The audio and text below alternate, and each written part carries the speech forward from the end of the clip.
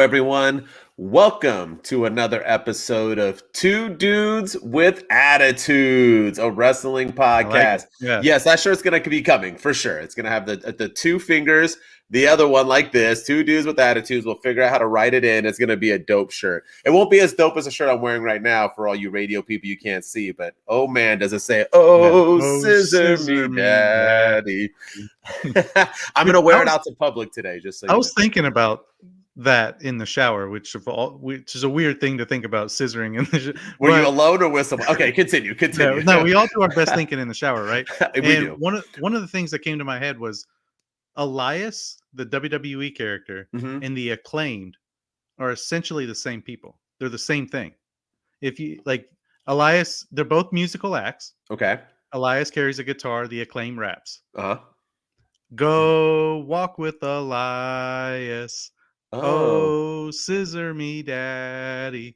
And then that was the Walk with Elias song, wasn't it? And then WWE stands for Walk with Elias. AEW, Acclaim every Wednesday. Yeah. Wait a minute. Did you just ruin the Acclaim for me? Are they a copy of Elias? Or is Elias a copy of them? I don't know which Elias was out before before he went away for a little bit, yeah. But the stuff that they're doing now, like the O and the AEW, that was after Elias did it. Yeah, that's true. Yeah, man. But I was thinking about that, and then the only difference is the Acclaimed actually wins and Elias loses all the time. Because I almost took the shirt off right now and made this episode a little bit better.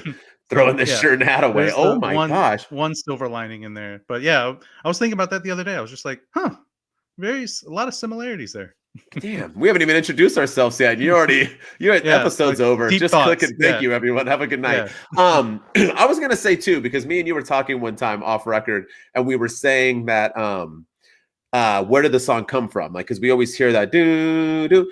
Is it the White Stripes? Is that where people are copying? You know that one song, do do do do do. I think it's I'm on a runaway, boom boom boom. I think it is the White Stripes. 50 something. I don't remember that. If you guys are in the comments or if anyone's live, let us know. But is that from the White Stripes or is it from something else? I think it is. I remember the first time I ever saw it was at a Miami Heat game on TV. They were playing. They were in the NBA Finals and it was against the Spurs. And they were doing the dun dun dun dun dun dun. Okay, and that was around that time. You know that video where they're like drumming and they're like going like super fat. Like there's a bunch of them, and the Simpsons copied it once because Simpsons do everything. But I think that's what it is. But either way, right on. What a way to start off the episode and to ruin the Acclaim for me forever. So I'll be throwing this shit away as soon as I end this. And nothing against Elias, but man, if you got to copy Elias, are you really winning in this business? But anyway, as always, I'm Mr. MWO, and with me is Shooting Star Press. So other than ruining my day and taking a shower thinking of scissoring daddies, how's it been since Wednesday? Oh, I don't know how we follow up from our episode on Wednesday. I mean, it was a 2-hour episode. It was Santi was a hell of a host or a hell of a special guest to have on with us. It was a good time. That segment that we had, I thought went over really well. The wheel of HBK is greater than everyone. I mean, I think it was good until the end, but continue. Well, I went back and reviewed the tapes, and I think we should end it in a draw. I know Santi's not here to have protests, but I think it should end in a draw because, if we couldn't, he can't take the L because he was our special guest, but you can't take the L because then we can't do the segment anymore. So I feel like we got to end it in a draw. I was already thinking in my head, I'm like, are we going to do this segment now to where I'm just going to like lose all the time and never win? Is that going to be like the segment? It's funny because I was getting texts too from people and they were like, dude, man, you let Santi destroy you and this and that. And I was thinking, I rewatched it and listened to it. And I was like, you know what? I didn't do that bad. I was listening to what everyone was saying. And I'm like, Santi's a smart dude and he's good at what he does. And I think the number one thing, by the way, I was mad about with Santi is that his voice is way too freaking good he's got like a voice for radio. It's like soothing, it's smooth. Oh yeah, it's just like my voice, no matter how much I talk or get better at this, or as long as I can do this for 8 years from now, my voice isn't going to sound like Santi's. Like he's got like, and no Canadian to it. I didn't hear any boots or anything like that. So Santi owned NWO. Well, you know what, B-roll? Right, B-roll. That's it, B-roll. I'm gonna come on your podcast That streak, the streak that will never be broken. I'm gonna go on your podcast, B-roll. We're gonna do a skit, and I'm gonna destroy you on it. Bigger than the Undertaker streak of me losing all the time. Who was the guy in WWE that had that huge losing streak, and then he ended up going to AEW? Right? Is he in AEW now?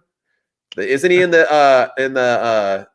in House of Black? What, didn't that guy have a huge losing streak? No, or am I thinking of somebody else? That's the other guy. The guy that partnered with Zack Ryder. Oh, and he's now with Zack Ryder now, isn't he? Yeah, in Impact. Yeah. God, I can't remember his name. His name is escaping me. It's on the. It's not Buddy Murphy, because Buddy Murphy's the guy because he was in WWE. But who's? Gosh, he's with Zack right now in Impact. I think they're called the. What's their? I gotta look it up. Gosh, I watch Impact too. This is what happens when you do a live podcast, because you don't have things, you can't edit and pause. You got to go on the fly. Brian Myers. Yeah. That's right. Okay. And he had that losing streak. It was like 100, or he was trying to do like the Goldberg losing streak. And so that's going to be me, B-roll. That's going to be my losing streak of people on Kurt this Hawkins show. Is who he was. Kurt Hawkins on Hawkins and Ryder, right? Yeah. Mm-hmm. Yeah. Major Players is their name now. Major Players. Yes. They're a great tag team. Because they were a tag team in WWE as well, right? Mm-hmm. Yeah, Hawkins and Ryder, right? Yeah. I think they're both, they both might show up in the Royal Rumble. We'll see. Anyway, this is an AEW Wednesday. I'm sorry. We're over here just chatting about whatever. But yes, I agree with you. I thought it was a phenomenal episode. The one thing we'll improve on for this episode is that we won't go 2 hours. We'll end it in an hour. I guarantee that. But it was worth it. I went back I was like, how did we go over so much? And I'm like, that HBK segment went on for a lot longer than it probably had to. But it was good, and I did like that Santi continued to say he needed to leave, but then continued to stay. So that means he was having a good time. I hope you all had a good time. If you have not seen it, go back and check it out, because it was really well done. I think adding a third person was a nice little touch. So I think me and Shooting Star will do some more guest stars in the future, because it helped. It was a nice little add-on. It was a good time, and it was. Hope we don't disappoint everybody today, now that it's just back to the two of us. So that's, it's like Christmas, right? When Christmas comes, and then now we're back to normal, and it's got to go back to reality, back to these two guys. So why isn't it three dudes with attitudes? B-roll liked the 2 hours. All right, that's because B-roll works during it, so he's like, I can keep tuning out and coming back in, and you guys are still there. Anything we can do to help people take their minds off work? We would like to do 2 hours. I don't know if y'all could watch us for 4 hours a week, because that's 2 different episodes, 2 hours. But anyway, we'll see what happens. We're gonna go into AEW. So it is AEW Friday. I'm still stuck in Wednesday, and it is Rampage time. And this was that follow-up Rampage that I was at. Good times. This was the Rampage that I don't remember much of, because I was drinking a lot of water and I was recording the entire event. So I was doing it more for all my loyal TikTok fans out there, and I was doing a live, so I was not seeing it as much as I could have. So there was some new things for me to remember, and I think there was backstage segments that they didn't air. Mark Henry, I don't think, spoke on the thing. There was like a Mogul affiliates backstage thing that I couldn't see. You know what I mean? So there's a bunch of stuff. Yeah, I know, B-roll. But yeah, so I want to start off with something that I was kind of like, something that the live happened. I know I talked about it once, but I'll bring it up again. The Acclaimed. I want to talk about the Acclaim. I'm wearing the Acclaim, this Oh Scissor Me Daddy shirt I got at that event. I regretted it instantly, because there was other shirts I could have got, but I picked this one. But now when I'm looking at it, I look pretty good in pink. I think it slims me out a little bit. I think it slims me out a little bit. I like it. We'll see what happens when I go out in public today, and say hi to a kid or something. I'm like, hi, how's it going? Like, stay away from him. But the Acclaimed. So they do a handprint Hollywood Walk of Fame thing, which I was very confused by, because it was done at an AEW stage on Rampage, which that's not how they do the Hollywood handprints. They do it at Hollywood. So it was I get where they were going with it, but it was kind of dumb. And they were going to do the scissors, right? So, thank you, B-roll. So they do the scissor thing, and they're about to do it here. But what I want to talk about is that was the infamous time where the Acclaim blew their rap. So they're about to. This is what's good, because I wonder if he's ever blown one live. I don't know if anybody out there who's smart and knows the history of every Acclaim rap can let us know that on a live event. But he came out and fubbed his lines. And it was kind of funny because everyone chanted "you effed up," which kind of sucked because you don't do that to my boy Max Caster. He apologized, and then, like we talked about, Mr. Ass himself said, "That's why I only say 2 words." And they went back and then came back out to do it. And on the Rampage that they showed, you can see after his rap, he like pounds his chest and says sorry, and they kind of like cut away from it. So he does say like sorry in the on his video on his rap afterwards, but he flubs the lines, and then the Guns come out before they do the scissor, and they basically talk some mess, and it looks like they're going to start a feud. And what happens? They decide they're going to put their handprints in, and they get pantsed. Okay, I'm talking pants like 1990 Steve Urkel joke. And then they turn around and upset, and Mr. Ass pushes them into the cement, and the cement is if you see the shot, doesn't do anything. I don't even think it's real cement. They sit on it, and then they run out with their asses showing because they're the ass boys. I'm assuming that was the running gag. Man, was it awful. It was awful live. I think I talked about it too with you, Shooting Star, that I thought this was just like a segment they just did for the live audience, but I guess it was something that they aired. It was pretty bad. What I want to get into, though, is what are they doing with the Acclaimed? They are the tag team champs. They are the most over people in AEW. Still, they are the most over AEW people, and they are literally putting them in a joke. They put them with Double J and Jay Lethal for no reason and had them barely beat them twice, lose to them once, and now you get them in a feud with the Ass Boys, which kind of makes sense. And we're going to go into I'm going to bring this up in Dynamite too because we'll follow it. But as of right now, you're putting them in a feud, and it's a joke feud. I get that they're rappers, but if you want to push these guys, do like you did with Orange Cassidy. Orange Cassidy had a character. They made him the champ. And now he has that character still, but he has a real side to him. He's serious as well, and he's doing both. Why can't the Acclaim do both? What are you thinking, Shooty Star? Am I way off this? I mean, I'm glad it's a new feud, but it was just bad. It was like a high schooler wrote it. It's like if my son wrote this. He's 8. Yeah, I wasn't feeling it. I like that AEW is pushing some of their younger guys, and I like that they're pushing the Gun Club Facts. or the Austin Gunn, and what's the other one? Colton, is that his name? Colton, Austin and Colton, yeah. And so I admire that, but just it's not so much that they're pushing them. It's the way the story is being told. I want to be able to take the tag team champions seriously. I want to be able to take them seriously as championship contenders and championship holders, and we're not getting that. FTR, people take FTR seriously. People take House of Black seriously, even though they're trying to recruit Eddie Kingston, which I think that's a little weird. But we'll go into that too. But Swerve and Keith Lee, seriously, people took them seriously, and I just can't take the Acclaim seriously with this Ass Boys stuff that's going on. So yeah, I'm a little. We'll talk about it when we get to Dynamite, but I'm a little nervous about what's to come with the Acclaimed and what they've done with them already too. I'm not digging it. I'm not digging it at all. Their whole title run right now has just been like, ugh, and the crowd is still for it, but the crowd will turn. You keep giving them shitty things. Oh yeah, and the Guns can go, man. They're a young, good people. They have a father who has obviously been in this business, still doing it for flipping ever. He's been doing it since I was in high school. Yeah. Why are you gonna have you can still call them the Ass Boys without making a comedy act. They can be getting angrier from this. You know what I mean? Like, hey, Ass Boys, and they could be getting pissed off and punching them in the faces. Like, why not make this a real thing instead of having them be pants? You got pants. Come on, y'all. Like, I already thought, I was already over AEW constantly using the middle finger. I feel like every wrestler on this show has to flip off the camera or somebody every other week, dude. But we're not with Stone Cold and Eminem anymore. Let's move on. Middle fingers, come on, guys. Let's grow up. We're still flipping people off. It's 2023. That's an old-ass gimmick. And now we're pantsing people. I don't know if Tony Khan is just because he's a fan and he was a fan during the Attitude Era that he can't grow up, but we need better booking and we need more serious booking. And I'm okay with comedy acts, but what the hell? Where's Danhausen?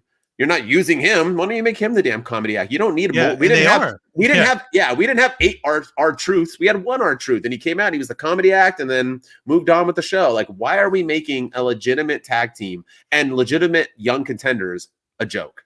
I don't get it.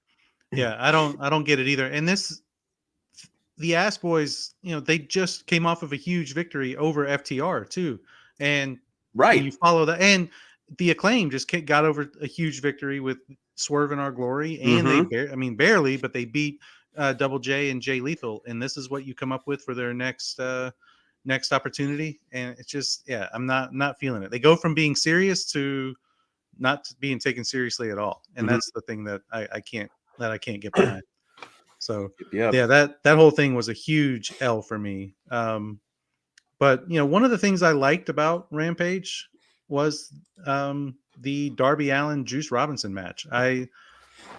One thing that and we'll probably talk about this later with Dynamite too, but I got to admit I got to admire Darby Allin. He's doing this one small thing right now with the Mm-hmm. TNT Championship, and that is defending the damn thing. Right. And that's something that Wardlow didn't do. That's something that Samoa Joe didn't really do. Previous TNT champions didn't really do, and he's putting on some good matches now. And I like that this how they're using the TNT Championship right now is how they should be using it. It should be defended every week. It should be and I know it's on TNT, Mm-hmm. but I know it's on. I know it's the TNT Championship, and Dynamite airs on TBS and Rampage airs on TNT, but it should still be defended every single week. And I'm glad that they're finally realizing that, and I'm glad that they're picking up on that. And Darby Allin's going up. He's not going up against slouches. He's going up against the Mike Bennett's and Juice Robinsons. Those two guys Mm-hmm. are no easy feats, and he's doing a great job. So that's something that I'm pretty big on right now is the use of the TNT Championship and Darby Allin. I wasn't that big on it when he won the thing, just because I thought it made Wardlow look like a chump. I still think that, and I will probably think that for a while, especially because Wardlow's still out. But he's defending it. He's He's still defending it. recovering from his haircut. Yeah, That he's was a still recovering. serious haircut injury. Yeah, He's yeah. still recovering from it. Yeah, the massive haircut, the haircut of doom. So yeah, but I'm really pleased with how they're using the TNT Championship, and I really like the match with Juice Robinson. Juice Robinson can go, Mm-hmm. and Darby Allin, he's bringing it. So Yeah. I gotta give him credit. I thought it was a good match too. I agree, and I like that they're having Darby defend now twice a week. It seems like, Yeah, and all the Juice time. Robinson, I've seen around. I haven't really, dived into his career or seen his library of work, but he went, and it was a phenomenal match. And that's the key right now with this TNT title is to put him up against people that will complement his skill and make him look like a killer, and that's what they kind of been doing. But what I want to ask you with all this, because they're doing so much Darby, what are we doing with Darby and Sting? So Sting has to have what? Maybe just a little bit more time left. Okay, let me see this. Sorry, hold on. I'm curious about who you both think the Acclaim should feud with. Okay, so we'll get into that after this. But so I think that Sting doesn't have much more. I mean, it seems like they're kind of fading him out of wrestling now. He's only appearing with Darby here and there. They had a little bit of a slappy, pushy hoopla thing when he won the title or was about to win it. So my question to you, because I saved Darby for Dynamite and Rampage for you, because I know you're all over that Darby Allin bandwagon, which I support. Is this turning to a Sting versus Darby belt for retirement match? Are we going that way? I was going to do that for a book it or lose it on my TikTok today. Is so we can ask these fans in the podcast world? Is that what we're going? Is it hinting at that? I think that's what I do. I think that's where they're going. I think that's. Do I want them to go that route? No. I want Darby and Sting to stay together. I think they fit. They complete each other, if you will, for lack of a better term. Terry McGuire, you complete. Yeah, they're a perfect match. They both have the face paint. They both have the same kind of demeanor. But I think it could lead to a retirement match for Sting versus Darby Allin. But I worry about Darby's style and Sting's body. Sting has been through the ringer with but he's jumping off of tables and jumping off of audience, jumping out of the crowd in AEW. Yep. So maybe he's not afraid to take some big bumps. But yeah, I think it is leading to Sting versus Darby in the future. Sting hasn't had a one-on-one match since he's been in AEW. He's only really been in tag team matches and 6-man tags and things like that. he's taking the pinfalls, and sometimes he's the only person. Like if it's an elimination match, he's the last one standing. But yeah, I think that's where they're going to go. I think they're going to do TNT title versus career in the future. I don't want them to go that way. I want them to just stay together until Sting retires, and then Sting hands him the baseball bat or something that he can carry on.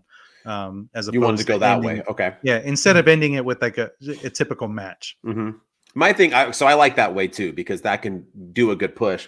What I think is that when they paired up, I thought this isn't going to work because Darby Allin was like a skateboard, Avril Lavigne dude, Yeah. a skater boy, and now he's turned into that more darker, I don't know, is he a zombie? I don't know what the heck he's doing, but he comes out of coffins, has a coffin drop where he floats. But Yeah.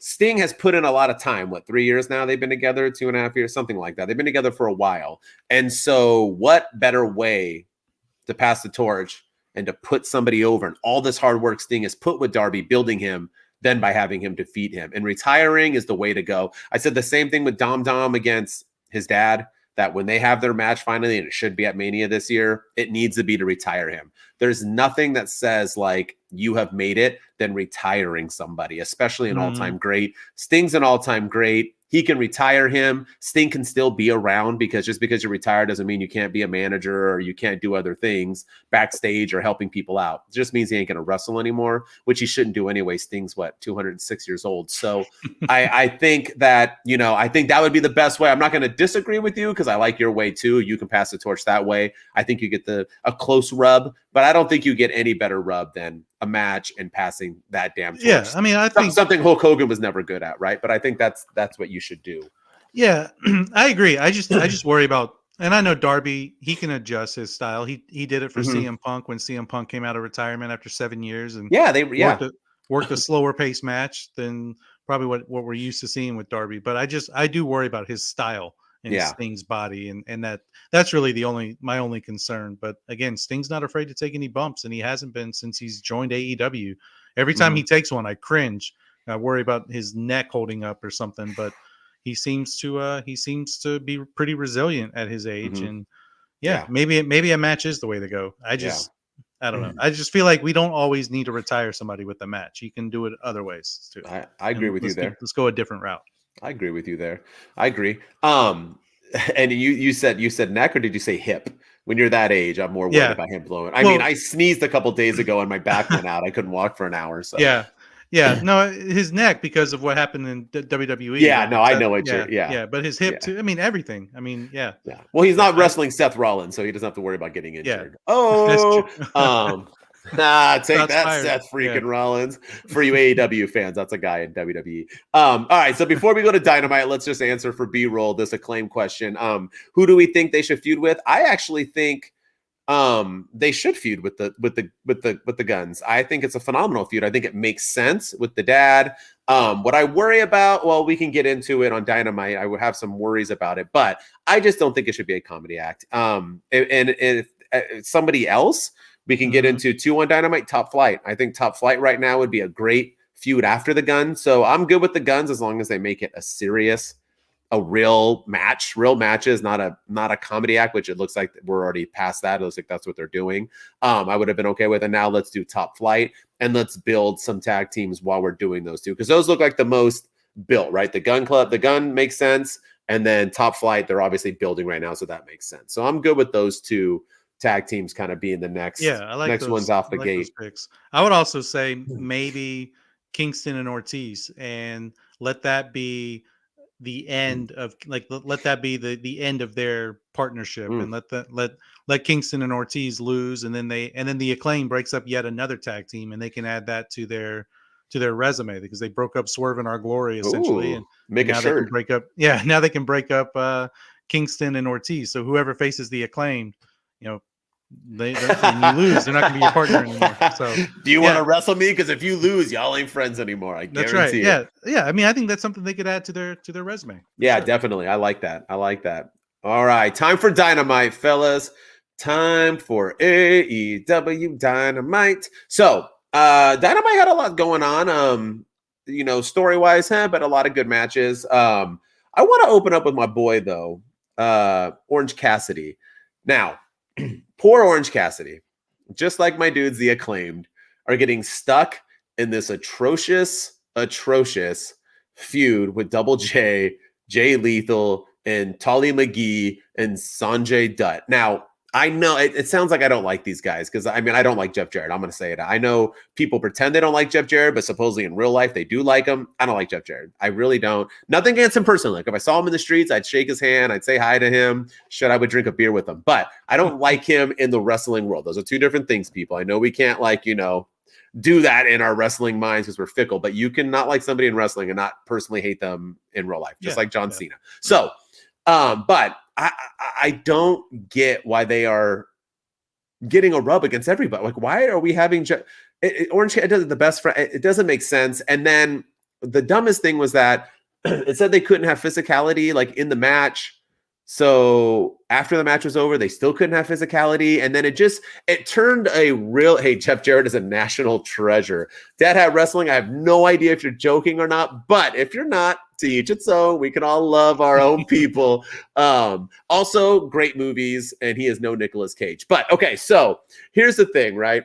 I like the match. I thought it was a pretty damn solid match. Orange Cassidy and Jay Lethal have went before. They can go. I don't mind Orange Cassidy against Jay Lethal. I just didn't like all the other hoopla. They're sitting on the side. There was too much cutting over, like showing them. They were eating popcorn. They're all hanging out. Like we didn't even put the best friends away from them. Then they come into the ring, and then it's just like Danhausen's there for some reason. It was just like it turned a good match with two competitors into a cluster. But in the end, I love that they are hyping Orange Cassidy. I love that he's defending just like Darby Allin. I'm glad that they took these two belts that were never defended and they are now defending it. And I dig it. Orange Cassidy, in my opinion, right now is easily the best AEW champ on the roster, period. And that includes my boys, the Acclaim, because they're getting awful gimmicks and booking. But Orange Cassidy, I think, is the most over and champion wise because he defends it all the time, not the most over act, but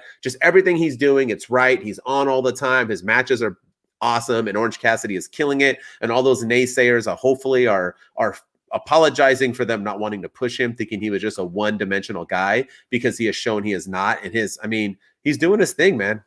And he sells, dude. I'm starting to think we could put him on that levels of not there with HBK and Dolph Ziggler's and such, but for right now in the world, he might be top 5 best sellers. I mean, when he takes moves, they look clean and crisp, and I mean, the guy knows what he's doing. Yeah, I agree. And I think this just felt random to me. It just felt.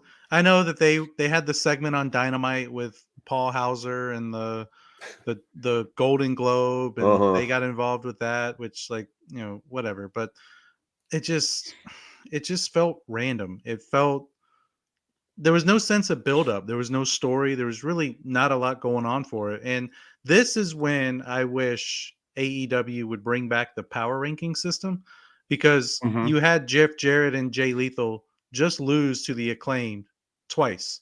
So now how is Jay Lethal getting a All Atlantic Championship title shot so soon after losing twice to the barely to the Acclaimed in a tag team match? Like it just felt random and just felt forced. It felt out of place. And yeah, I don't understand what made Jay Lethal qualified for that in the first place.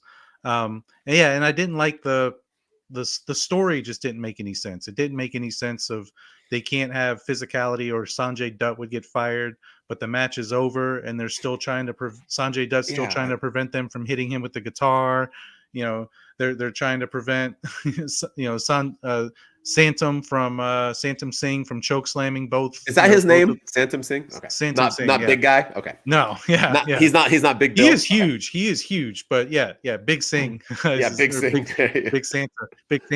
But they're just preventing him from choke slamming the best friends, and it's just why? The match is over. Like, you're not going to get fired now. The Yeah. goal, the rule was, and when did that rule take place? Did I miss something? Did Tony Khan put something on Twitter, or did Excalibur it just said you can't have any physicality in the match? Like, when was that decided? Was that decided on Rampage on a segment that we didn't get to see? Yeah. I don't know. It just, all of it just felt all over the place to me. Yeah. And I will say though, how they use Danhausen is how they should be using a comedy act, with him checking the tickets to make sure that they actually bought tickets to come to the event, and That was funny. Yeah. doing the stuff with the popcorn and that. Like, to me, that's how you use a comedy act, and not how you're using the Acclaim. That's not how you.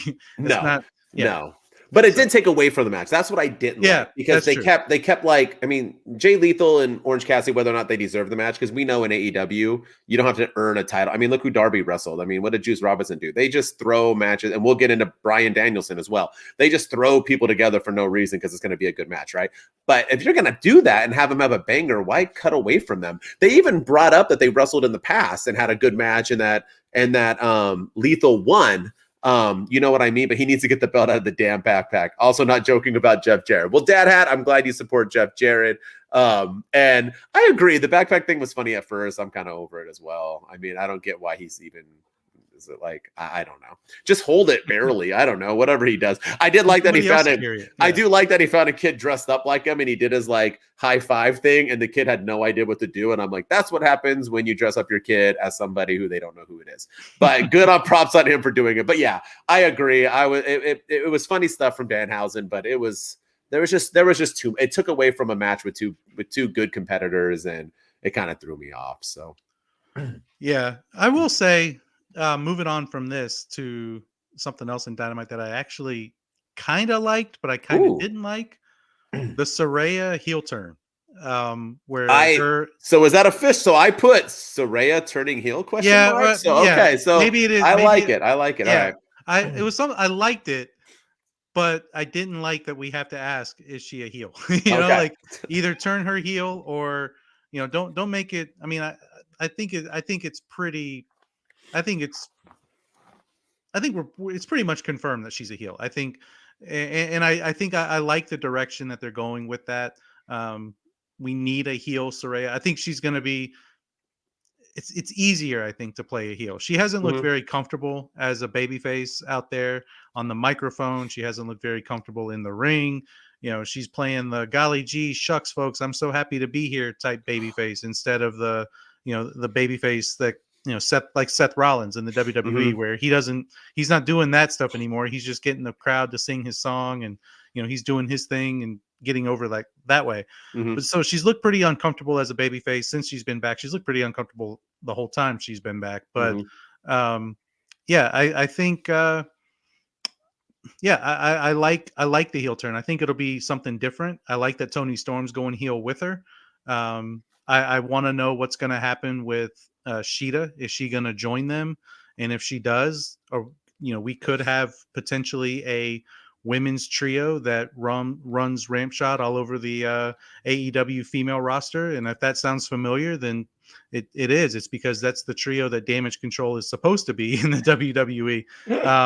Because but I think a heel trio that just beats up everybody on the roster. You have. Two of them were in the WWE, do kind of the WWE versus the AEW stuff. They're dropping there were a couple of times where Toni Storm said something about like, these homegrown AEW girls just don't know how bad they have it, or something, or how easy they have it. So maybe they are setting up a AEW versus WWE type story with the women's division. But I think it boosts the women's division. I think it helps the women's division. I think that maybe, just maybe, maybe this leads to Britt Baker turning on Jamie Hayter soon, and Jamie Hayter becomes a babyface, because you can't have a whole roster of women heels. So yeah, that's what I was about to get at with you. So yeah, here I'm going to throw you on the spot here with a couple questions now. Let's go. You got to turn your Santy on. So, number one, now, what's up, Hambone? Hold on. What is this? This doing? I think they're probably responding to the negative comments from fans since her return. Looks like they're going to do a WWE type thing with the comments. Okay. So that's what I was, Hambone. You read my mind, bro. That's exactly what I was going to say, is that is she turning heel because it's good for business, or are they turning heel because it has not worked since she's come back? And that's what I was getting at. And I'm okay with that because she, like you said, I think it was her fault, not anybody else's. I think her promos were atrocious. It was like as a baby face, you can't brag about yourself. You can't come out and say, I'm the best, I'm this, I'm that, this is my house, and have people cheer for you. You can't come out being cocky. You have to come out and being like what Adam Cole did when he returned. That's how you do it. That's how you cut a promo. That's how you cut a baby face promo. She came out and it was just like awful. And I don't think she's ever kind of gain traction again. So they're going to make her a heel. I get it. I do agree with Hambone that I think that's where they're going because Tony Storm did the whole, what we've been talking about on this podcast and what other do is that, the homegrown talent. This homegrown talent don't know what they got or whatever and yada, yada. We're going to take them over. I loved it. I mean, AEW will not get WWE out of their mouth. So you might as well just use it because since you refuse to be your own entity and you refuse to be your own organization, you might as, if you're going to bring it up, you might as well throw it in like Jericho did with the JAS. So just embrace it, whatever. Here's the thing though. I want you to start naming me some baby faces because this is my only problem with it. If she turns heel and you bring Tony Storm with you, and now you're saying maybe Sheeta, who's a baby face in AEW then? Because Jamie Hayter's not, Britt Baker's not. Who? Ruby Soho. So that's my only thing with it is that if she turns. You can't bring we need some. I mean, they got Serena Deeb. Bring back Serena Deeb. Well, Serena's my top 3. So yes, 100%. I love me some Serena Deeb. I love her in every way. So I'm all about it. But honestly, like who do we got? Like where do we go from here? I mean, Britt can turn on Hayter, but I don't want that because I just bought that awesome Killer and Pillar shirt. So don't be doing that to me, AEW. So where are we? Like honestly, like where do we go with it then? Yeah, that's the only. That's the only question I have is it who will be the baby faces and who will be the heels? I mean, we know who the heels will be. So yeah, I do think it leads to Jamie Hayter turning babyface. Maybe they split sooner than we thought, and we have a top babyface in the as the women's champion, or Britt Baker is a face. Yeah. Or they become a tag team and they're like, wait a minute, we're homegrown, and they go to the babyface and lead the AEW. Now I'm for that. Now, if we get them going, but then you can't have Ruby. That's the problem. Ruby's like a baby because if we're going to do the whole AEW, maybe Ruby homegrown. Turns. Yeah, like Hambone said, maybe Ruby turns and joins Paige. It makes sense. Tony Storm. Yeah. And then you have, and then Sheeta comes and joins, so she won't join them. She'll come over and Brett. Now, if they do that, sign me up all day, every day. I'm all for it. Sign me up. That's another book it or lose it I can do. That's a I do like that. Money. I think that's a 6. Then you have 6 women in the division that are being used the right way. My only problem with that though is one of them is the women's champion, and that probably means that the women's championship may not be defended. If this ends in like a 6-woman tag or something, it may not be defended quite a bit. But hey, if it tells a story and it's entertaining, then or it ends in Saraya beating Tony Storm and Jamie Hayter and taking the belt, and then the baby faces are chasing because that's how it always should be. The heel should never chase; it should always be the baby faces chasing. So that can happen, and I'm all I'm not opposed to that at all. I think it's might be a good story that AEW would be telling. And oh wait, did you say story? Oh, never mind. AEW is not going to do it. Never mind. Let's just scratch. That was a waste of everybody's time. All right, so let's move on to the next one. I got to talk about the Acclaim, right, bro? Yeah, okay. I said I was going to talk about the Acclaimed again. I'll give you something else. Hopefully, you also did have the Acclaim. Maybe you have Top Flight or something. But the Acclaim, man, like carrying on with it. When you make probably, in my opinion, maybe the worst Acclaimed segment in a while. I mean, I know they've had some bad ones, but how do we follow up the Acclaimed in this atrocious segment on Rampage? Let's start off with having the Guns come out. Then the Acclaim come out. Okay. Start the rap. The Guns cut it off. Perfect. I like this. Then Max Caster says, heck to the no. You cut his mic. I'm doing my rap. Then he cuts a rap. It was okay. It's pretty good. Had a couple of whatevers. One, it bleeped. I don't know what the heck happened on that one. I don't know if he said something inappropriate or what, but holy cow, his like whole verse was bleeped. He was like, Biden, Hunter, and and in your face. I was like, huh? But anyway, I don't know what happened there, but the crowd liked it. But you do all this, and then you have them go into the ring, and they're face to face, and they start going at it. I'm like, yes, yes, all right, we're done with the jokes, we're done with them all, and here comes Mr. DX himself to F it all up, and he breaks them apart, and then announces they are going to family therapy next week. What in the fudge? You just got back on track, and we're going back to comedy, and are they... like, what is... honestly, Billy needs to go. Somehow it really got it claimed over, but now it's holding back. I 100% agree with you, Hambone. And this was a perfect example of him holding them back. The only way I will be okay with this family therapy if it's the same therapist from WWE who did Team Hell No Dr. and Shelby? Alexa Bliss. And if not, what the hell are we doing here, Shooting Star? Why? Yeah, family therapy? Why? The crowd didn't... that was the only time in the history of the Acclaim that the crowd did not react. It was like crickets. Yeah, I don't understand what they're doing with the Acclaimed. I really don't. I don't get this. And this whole thing makes me pretty damn nervous. I'm not going to lie, because, at first it was the false finishes against Jay Lethal and Jeff Jarrett that made me pretty nervous. And I even made the proclamation that Jarrett and Lethal were going to win the tag titles at Battle of the Belts. And I was almost right, because if it wasn't for Aubrey Edwards changing into a referee. Ooh, Aubrey. Yeah, thank you. But yeah, she's the reason that they have the tag titles in the first place. And now this is making me worried about Billy Gunn and his future with the group. And he is the daddy ass of Scissor Me Daddy Ass, and it's making me nervous that he's going to abandon them and go back to his sons, or they're gonna have... I don't know. I don't know where they're going with this, and it just feels stupid. It's just something dumb that they don't need to do. It's another way that we can't take the tag team champions seriously. And yeah, it makes no sense. It makes no sense whatsoever how they're doing this. So I don't like it. I want to like it. I want to get behind it. But I can't.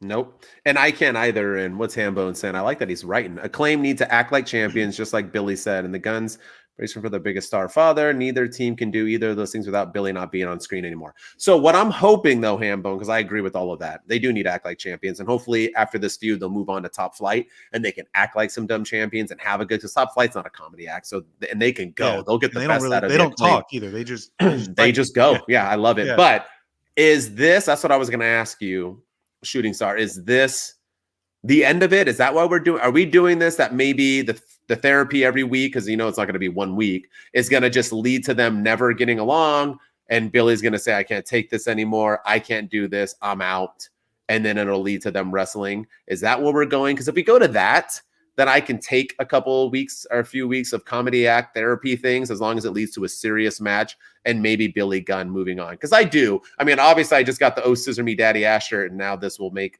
literally zero sense if he's not around, which I'm okay with. That's what AEW does. But is that where you're thinking this leads to, or are you thinking it's going somewhere else? Because I was going to say that when Hambone wrote it. That's my hope. Yeah, I do think that's where this is leading to. I think you had the Gun Club, or the Top Guns, whatever they're calling themselves. You had Smoking Guns. No, that was Billy's old one. Yeah, they were called the Gun Club, and now I think they're just the Guns, right? The Guns, yeah. Or I hear them referred to as Top Guns too. So I don't know if that's like their finisher. I don't know. That's pretty dope. Yeah, but they you had them just beat FTR, and so I think maybe this is going to lead to a serious match. Maybe at Revolution for the tag titles, and then it's going to be the sayonara for Billy Gunn.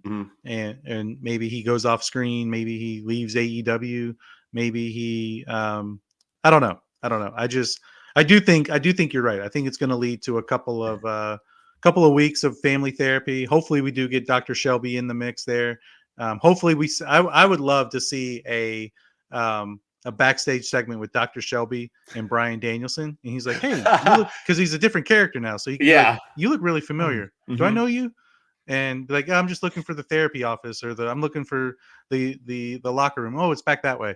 And then, that would be awesome. Yeah, I think that would be hysterical. But and Tony Khan, I know you're watching, so make that happen on Dynamite. I think that would be funny. I'm all for it. It's Shelby. I don't know who that guy is in real life. I don't know if he was a friend backstage with somebody, or if he's a... I don't know. Yeah, I have no Maybe. idea if he's Yeah. signed to a deal. I have no idea. But we've got to move on to your last segment. But do want to say I have never noticed this before. Okay, but AEW, their theme music and their songs that they come out to. Top Guns is a shot. FTR calling Okay. themselves Top Guys. Oh, got it. That's what that was. Good job, Yeah. Hambone. I everyone's theme music is like bangers, right? I feel like everyone in AEW has a banger of an entrance song.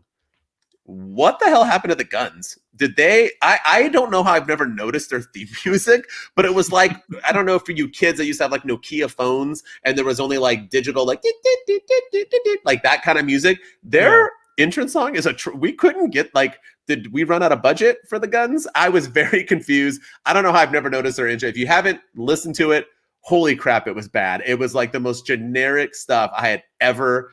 I have no idea what happened to the Guns. Yeah, see him. It was like I heard it. I don't know how it came to me, and I was like, this is bad. These poor guys. They have like, get TK. Come on, you literally pay for all these like music songs Yeah. for everybody. Maybe he can't. You can't. Yeah, that's what I mean. Yeah. The royalties, just give them anything. Holy, they don't even need an old song. Just give them flipping anything. But Yeah. anyway, all right. I just had to throw it out there because it was bad. Yeah. Yeah. Let's talk about. We talked a lot about tag teams, so let's change it up and go to some singles matches. Let's talk about Bryan Danielson and All Bandito. right, let's do it. I thought the match was good. The thing, here's my problem with it is it's predictable. We know Danielson's going to win. We know he's not going to lose. There's going to be an hour-long Iron Man match at Revolution. I think that much is, so it just feels like all of this stuff is as great as the matches are, and they are banger of matches, and Danielson can go with anybody. He can make anybody look good. It just feels like a waste of time. It just feels, and we've been down this road before. We saw this happen with Chris Jericho. We saw this happen with John Moxley, I think it was, or CM Punk or Wardlow. We've been down this same road before, and now MJF is paying Brian Cage in the backstage. He doesn't care if he wins. He doesn't care if he loses. So that there's the spoiler alert: he's going to lose, and and then, but he wants him to break his arm, so he's paying him all this money to break Danielson's arm, and it just. I want to get behind this feud. I want to get behind this segment, but it just feels like the same thing over and over. Yeah. And I know you didn't like it to begin with because you were already over the whole like earning it and doing, because it is predictable. So with that said, here's my things with it, right? If you're going to make it predictable and you're going to book it that way, so be it, right? It is what it is. But my thing is that what I didn't like about it is that who he's wrestling. If you're going to have him, like his first two, I mean, once again, AEW, we just like, oh, I was at New Japan this week. Let's just pull this guy from here. And and I was in AAA this week or whatever. And let me pull Bandito out. No, I mean, I'm sure they're both signed to contracts, but it's just like random dudes we're having just for the sake of having good matches. The point of this is not for Bryan Danielson to have fun, entertaining matches. It's for us to have somewhat of a belief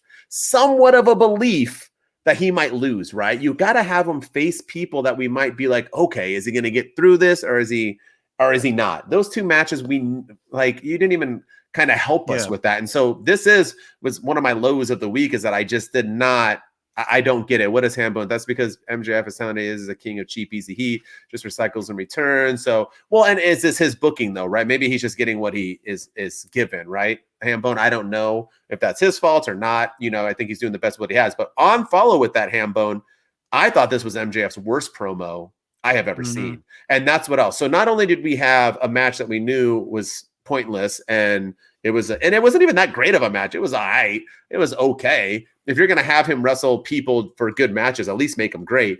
But that promo about I need to take my mask off, and I was like, oh, are we doing this because Bandito, and now he's going to wrestle a bunch of masks? Like, it's like he just created this out of thin air.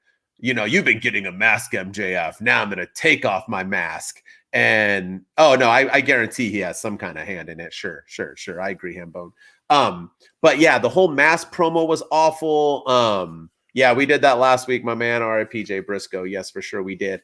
And to his family, friends, and everybody, fans. But I didn't like that route of it. And I also, I'm okay with the thing they did with Brian Cage. because obviously they're not going with Bryan Danielson possibly losing. You know what I mean? No, you're all good, my man. Possibly losing, but I didn't like that. I did like that he said, you're not gonna win, right? So destroy him, break his Yeah. arm, because I like that. Because now at least we have an intrigue, right? In this match, is he gonna break his arm? Is he not? How vicious is it gonna be? Like, it's obviously going to end in a DQ or whatever. How is it going to work? Is Bryan Danielson going to get out of it, right? Because he could break his arm and maybe, and have to like figure out the rest of his matches with one arm. It could lead to intrigue. So I do like that they figured out a different way. I didn't like though that MJF was like, "You'll earn this money if you break his arm. Here's the money." And then walked away. I was like, I thought you said he had to earn the money. He literally said you could earn this money if you break his arm, and then he handed him the money. So I mean, were you on board with that? Or are you not even? I mean, the Brian Cage, you didn't. Obviously, you're just hoping that. Yeah. Like I said, if he's going to win every week, at least give us something else. It was like the best of 7 series, right? You can't just wrestle a match all the time. So then you had to start getting creative and thinking of new ways. So I am for that. Yeah. I was okay with that. The whole thing just felt weak. I just felt like I've seen it before, and that was my primary concern was, didn't he do this with Sean Spears? Wasn't he doing this with Wardlow against CM Punk? Didn't he do this with Chris Jericho? Same thing over and over, wash, rinse, repeat. And but yeah, you're right. I didn't think about the fact that it does add intrigue to the match next week, where is Brian Cage going to break Bryan Danielson's arm? And I'd be curious to see what happens. And I think it'll be an interesting match. I think it adds a little bit of intrigue to it, but still, I feel like I know what's going to happen, and I have a feeling his arm will not be broken. Oh, spoiler alert. Yeah, and Hambone, obviously not an MJF fan. Wash, rinse, and repeat. I am a huge MJF fan. I do agree, though, that I don't know if I should have turned him babyface. I think they should have just kept him full-fledged heel. And I think now they're so lost with him, and that's what happens. A perfect example of this is like, if you're going to be a heel, right, you got to be a heel. Bully Ray on Impact, I don't know if you guys were seeing it, but he was a heel. Yeah. He didn't F around. He didn't care about cheers and pops. He went out there to be a full-fledged heel and to put in the work. And I made a TikTok about how I thought Bully Ray was the best heel in the game today, and I got a lot of flack for it, and I got people commenting saying I was wrong and that MJF's the best heel, but I don't think so, because MJF, even though he can cut a better promo and put in better work, he's not really a heel because he is doing things to get crowd reactions, right? I mean, coming out making fun of Freddie Prinze and stuff, that's, you're going to get cheers and laughs. So that's not just to get a heel. A heel comes out and says stuff you don't want to hear. You know what I mean? He comes out and says things to get people to boo him and to hate him, not to get people to cheer him. And that's where I think AEW is kind of lost with MJF right now. But I think MJF is super talented. I think he can get over it. And I think after this Bryan Danielson feud, he's got a couple bangers of feuds with maybe Adam Cole, with Hangman, that can kind of bring him back to that. So I do have faith, Hambone. And I wasn't saying you weren't a fan, man. I was just saying, I get what you're saying. I get what you're saying. So with that, that's the end of it. That's the end of our recap. And now everybody, and Hambone and everybody else here listening, we are going to go into a segment we like to call our highs and lows. And here's our chance now. Here's your chance to tell us what you think of our highs and lows and who you think was a good from AEW this week. I mean, looks like we already know some people's lows are MJF and maybe Bryan Danielson, but we'll start with you. We'll go you high, me high, and then we'll see if we have time for 2 or what else. But go ahead, Shooting Star. What was your AEW high of the week? All right. So my high, I know it doesn't sound like it based on everything that we talked about today, but I'm actually going to say the AEW product as a whole is one of my highs. And the reason why I'm saying that is, is it perfect? No, but no company's perfect. No organization is perfect. We all have some questions about booking decisions and things like that. But if you look at every champion in AEW, and we talked about this before, they're all homegrown or AEW original stars, which I think that's something that we got to give Tony Khan some credit for. If you look at the guys that they're pushing, the Ricky Starks, he's getting rubs against Jericho. Hangman Page just put over Moxley just put over Hangman Page last week on Dynamite. Action Andretti's getting a huge rub in the Jericho feud. You got Jungle Hook on the up and up. Top Flight is being booked like superstars right now, and they're getting rubs from John Moxley and Danielson on Rampage, and now they just beat the Young Bucks on Dynamite, which I thought was a huge win for them. Mm-hmm. I think that I think they kind of got away from it for a little bit. I think they were pushing all of the ex WWE people. They kind of got away from what got them to the dance in the first place. Mm-hmm. And then 2022 was not a good year for Tony Khan, probably their worst year that they've had, just in terms of PR and all the stuff that they had with Cody Rhodes leaving and then Yeah. William Regal leaving at the end of the year, the CM Punk stuff at All Out. And it seems like now, and I don't know if it's like new year, new me type thing, but Yeah. since the beginning of the year, they have put on some good shows. They're pushing their younger stars. They're MJF is, still one of the top 3 heels in the business.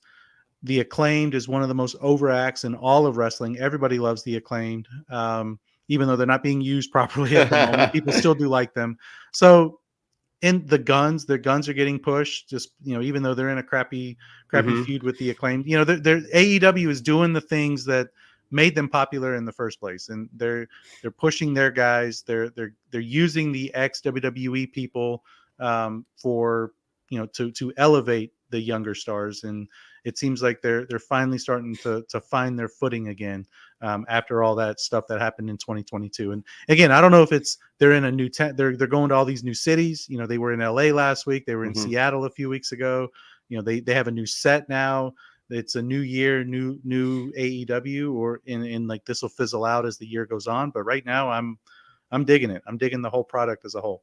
Yeah, I mean, and don't forget they got that new look. They got Yeah. everything is shiny and bright, and they cut out that stupid TNT music on this episode. I didn't hear it on this episode. So yeah, transitional period to where they were brawl out. Said I agree with you, both of you, Hambone, and with you, Shooting Star. I think it is winning. And what I like that you said the most was that nobody's perfect, right? So sure, us fans are fickle.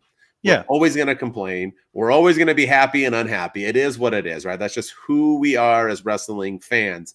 Yeah. But with that said, I think AEW is doing things because they're moving in the right direction. Whether or not I like where they're going with certain feuds, but for the majority, they are winning. And I do like that they're finally knowing how and understanding how to utilize AEW or former WWE stars in AEW, how they're finally utilizing the AEW homegrown talent.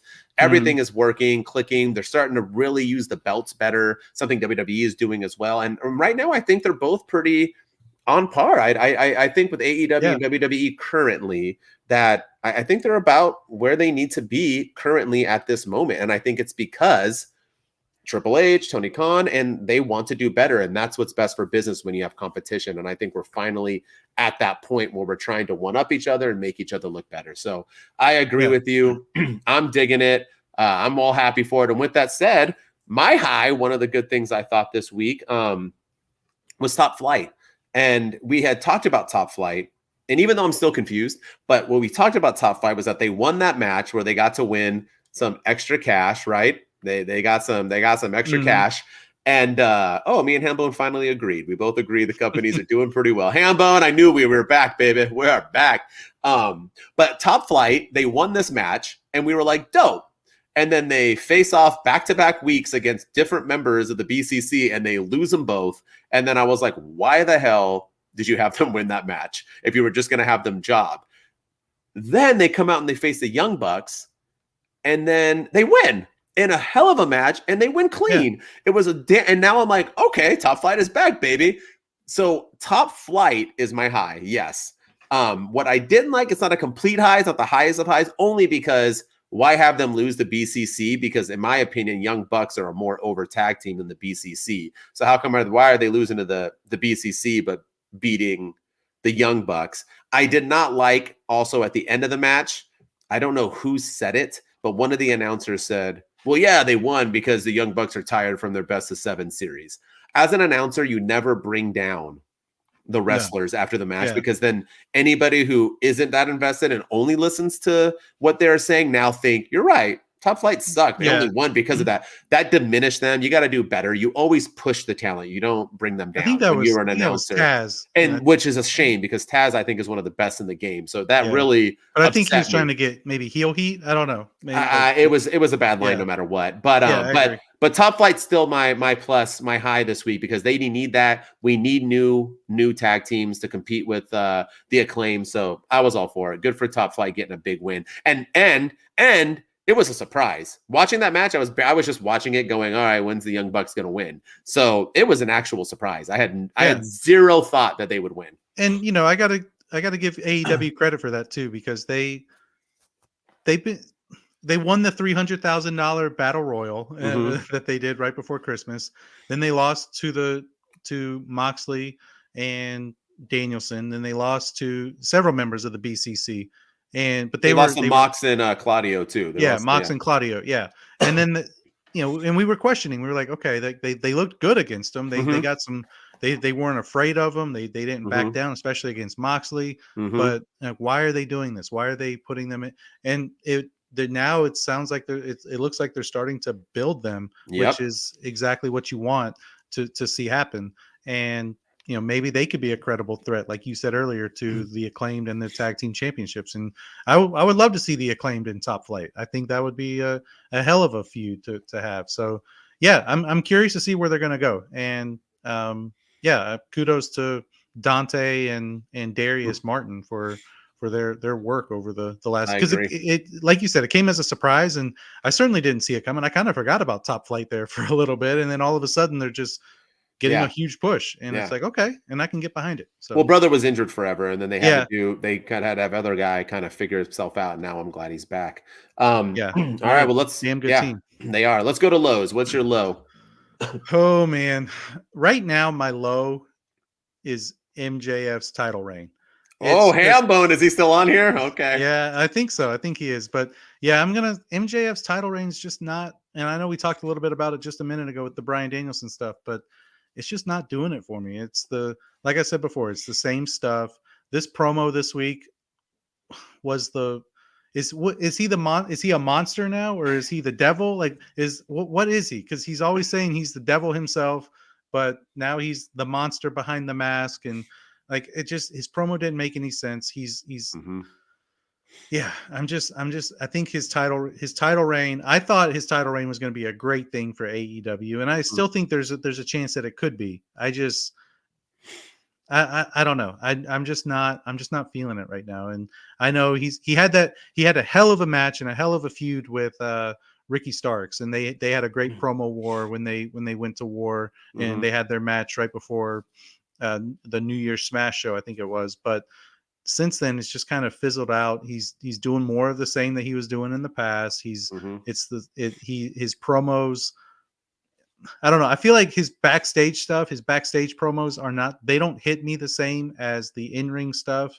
And even the thing he cut in LA, like, yeah, it was funny and entertaining, but it wasn't the same MJF that we had a year ago, where he was, ripping the company to shreds and he walked out. That I was kind of hoping that would be the MJF we would get when he got the championship, the disgruntled employee, the one that's like, hey, I'm the champion now, and I'm still not getting the respect I deserve around here.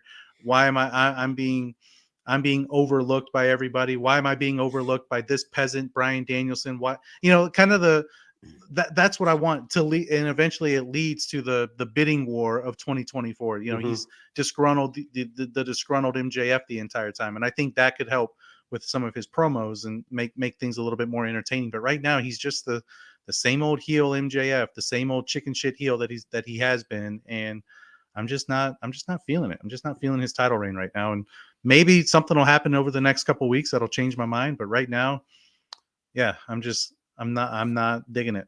Yeah.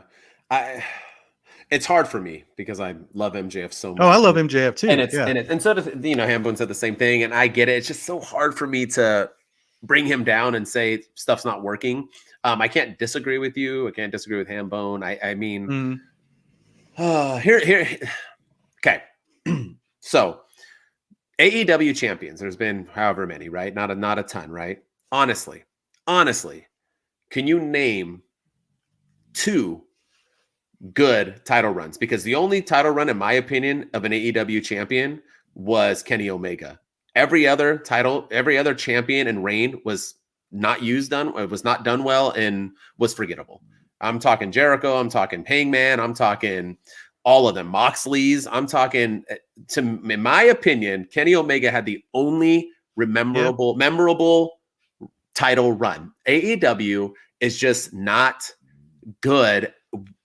They get you there and they don't know how to finish. And we've talked about this before, is that like with Wardlow, man, MJF handed him on a silver platter and they dropped the damn ball. And I think the same thing is happening when I said this right away, and people gave me flack saying he should be a babyface and this and that. When they gave him the championship, there are so many top baby faces in AEW. You just had to have him turn full heel. Why did they not turn him full heel? And I was worried that this was going to happen, and that's what's going on. He's in limbo. He's not a heel. He's not a baby face. He's just MJF, and you can't succeed that way. He doesn't know what to talk about. He doesn't know where to go. I'm assuming this Bryan Danielson thing, they had to but see, I don't think he would have worked as a baby face. He is such a good heel. His promos are heel. He's like, I'm trying to think of somebody else in WWE who was like so good at promos, so good, and he was a heel forever, and they tried to turn him babyface, and it just turned off. There's probably a ton of them, but off the top of my head, I can't think of. But sometimes people are meant to be a certain thing, and you just can't. I mean, we talked about it on Wednesday, HBK. HBK's babyface runs are forgettable, man. I mean, he didn't have it. He was cocky. He was this guy. He needed to be full heel, and that's the same thing with MJF, man. He has to be a heel. But if you were going to turn him babyface like Cambo and saying, then you needed to turn him babyface. He's not. He's nothing. He's just in the middle, and you can't win that way, and you can't push it. And Tony Khan's going to regret this if they don't turn this shit around right now, because he can be leading this company to the promised land, and what he's doing right now, that's not happening. And I am upset by it, and I agree with you. It's not helping anybody out, and in the long run, it has been a big time low. I agree with you on that. Yeah, and when he won the title at Full Gear, and he came out to that media scrum afterwards and said, AEW is he was full heel. That was great. I loved it. I was like, okay, I'm excited about this reign. And then what they've done since then is just the same old stuff that they've done in the past. And I wanted to see that MJF hold this belt. And that's not what we're getting at all. So, and hopefully we get him like Piper, man. Piper didn't come out to get fans to cheer him, and that's who he's trying to be, is Roddy Piper. If you're going to be Piper, then be Piper. Piper did heat to get heat. He got heat that he would get his ass kicked by a fan afterwards. That's the kind of heat MJF needs to bring.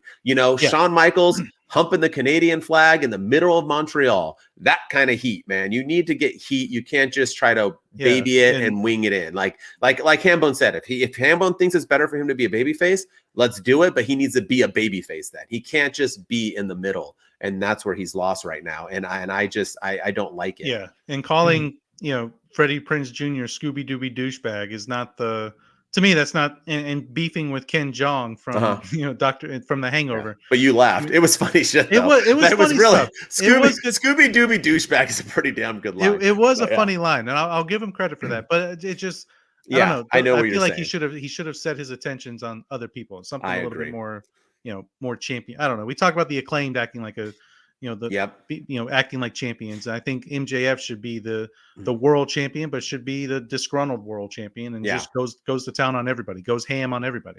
I agree. Ham bone on everybody. I agree. All right. And wait, you can be a cocky and be a face. Another criticism of mine. And all wrestling companies do this. When heel gets popular with fans and they decide to turn them face, they make them pander. Yep.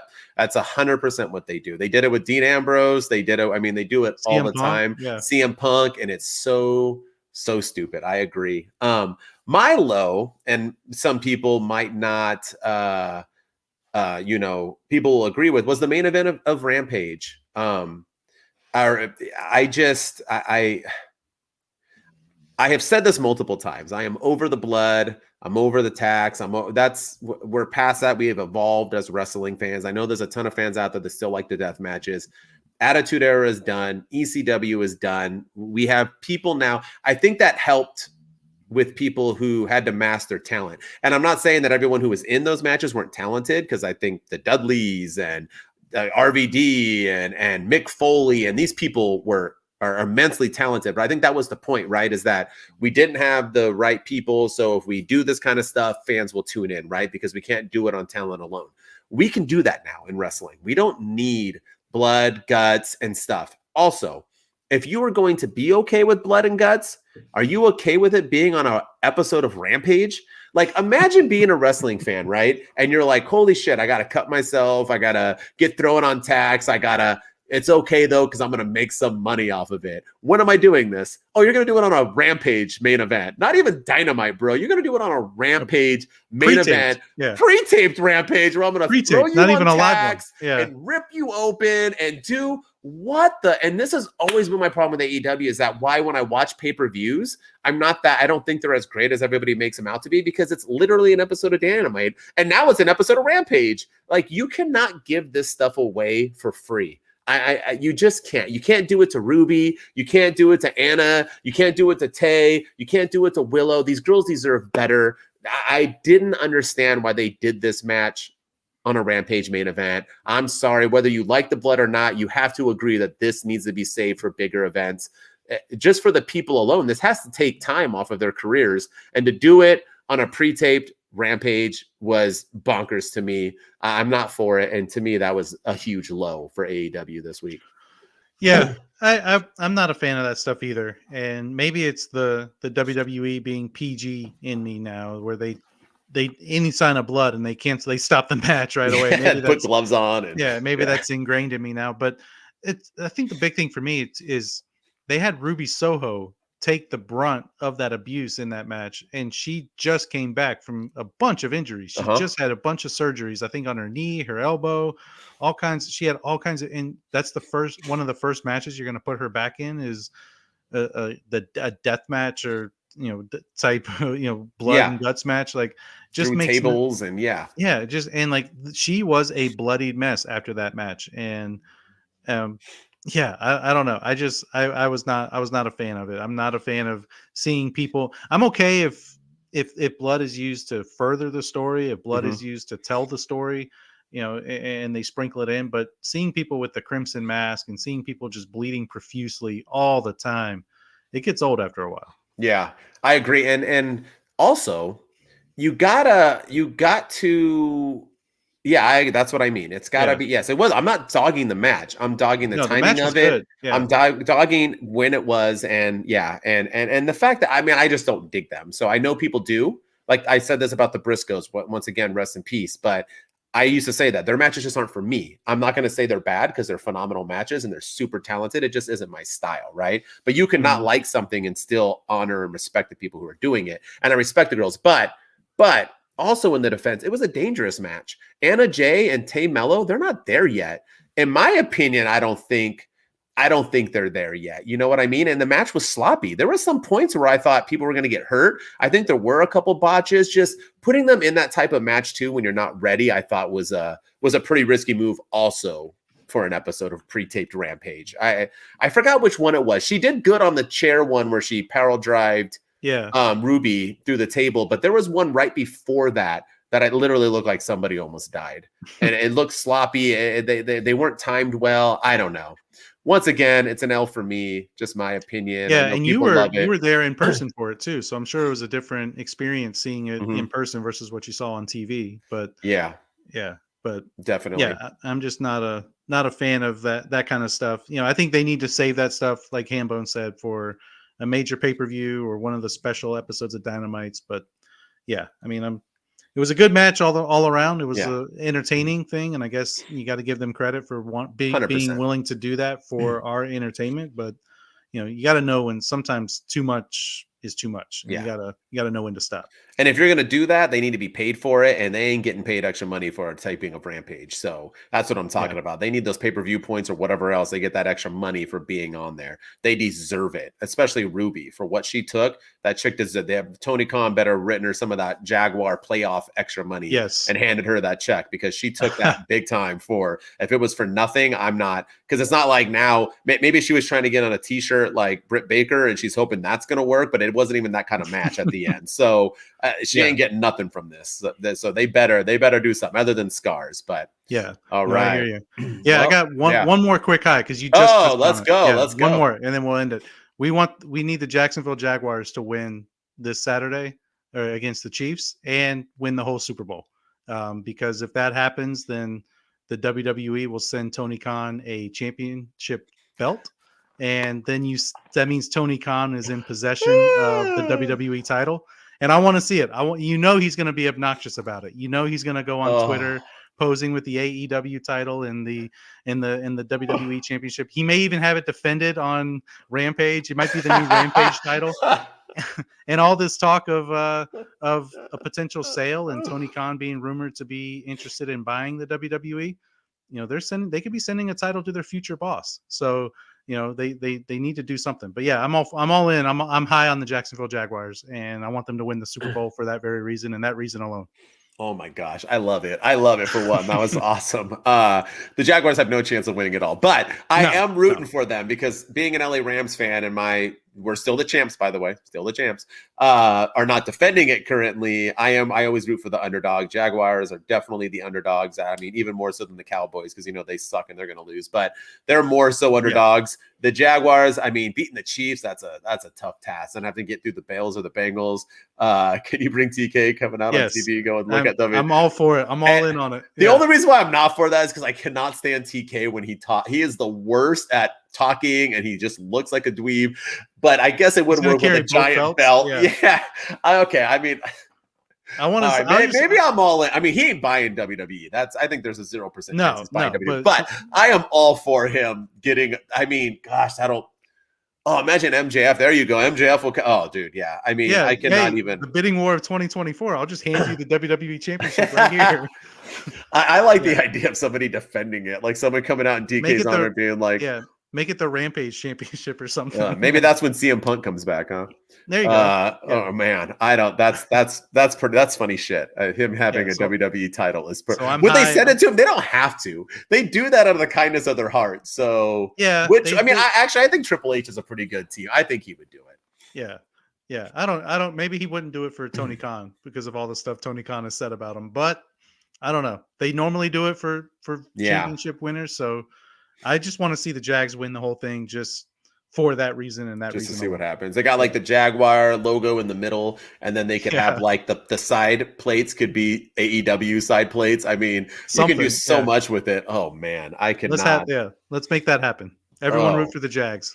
Oh man, is it red or blue? Anyway, that's good stuff, man. That's good stuff. Well, that was a great way to end this episode. AEW Wednesday, y'all. I appreciate everyone for tuning in. We got a lot of people on here, a lot of people asking questions.